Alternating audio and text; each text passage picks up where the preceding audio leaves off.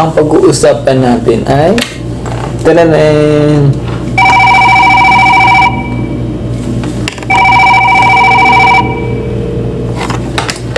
So, bakit ito ang pag-uusapan natin?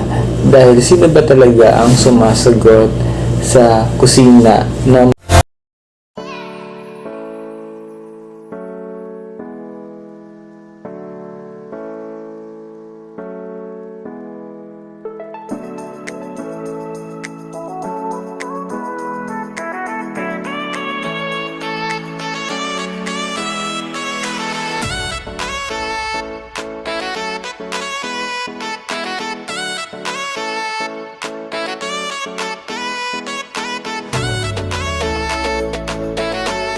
Hello, welcome back to my YouTube channel.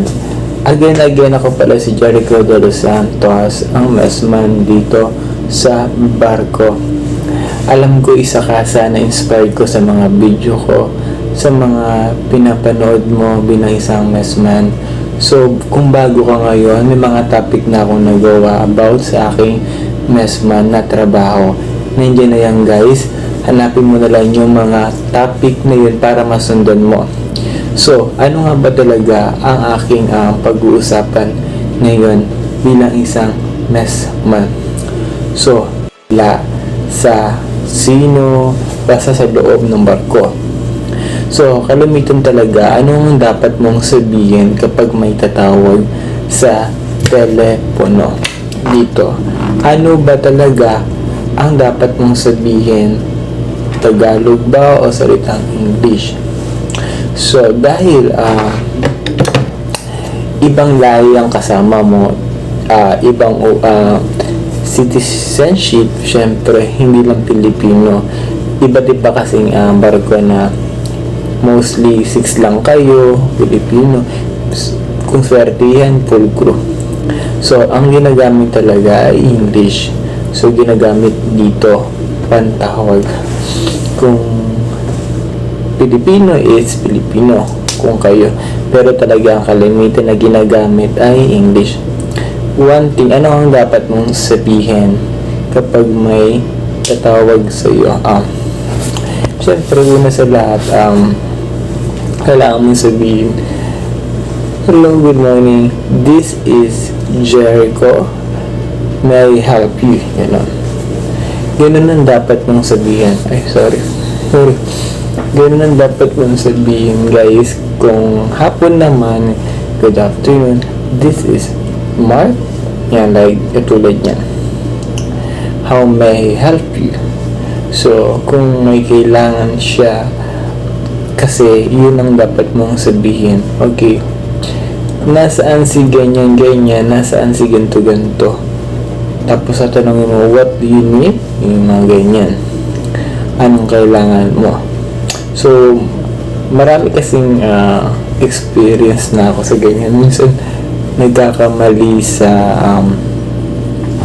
salita. Kasi sometimes mahina, maingay. Syempre, kailangan talaga maintindihan mo para hindi ka pa ulit-ulit. Kasi kapag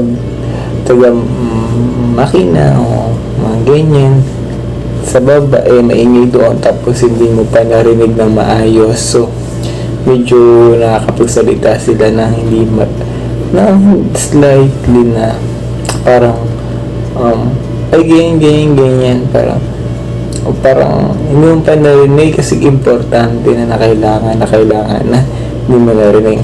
Kapag ganyan nangyari guys, kailangan ibigay mo na ito kay kusinero, mayor. So kailangan talaga kapag hindi mo naintindihan, ipasa mo agad yung telepono kasi baka siya ang makakatulong sa iyo. Kasi nga, syempre, dahil nga doon sa salita, sa bigkas, minsan nagkakamali, minsan nagkakaroon ng translate yung iba yung nasasabi dahil nga doon sa ingay. So, huwag ka agad oo ng oo, huwag ka agad yes ng yes, huwag ka agad no ng no. So, alamin mo muna yung kailangan. Maaari kasi may nakalimutan ka, tapos may nakalimutan siya. kung kilala mo na talaga yung tumatawag sa iyo, yung kinakailangan niya, kung alam mo na yung gusto niya, pagkain man yan,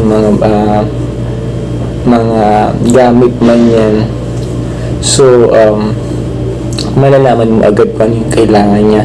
Kunyari may sinabi na siya sa iyo bago siya tumawag, so minsan kadalasan ganon, so iuulitin niya na lang sa iyo gamit ang ito.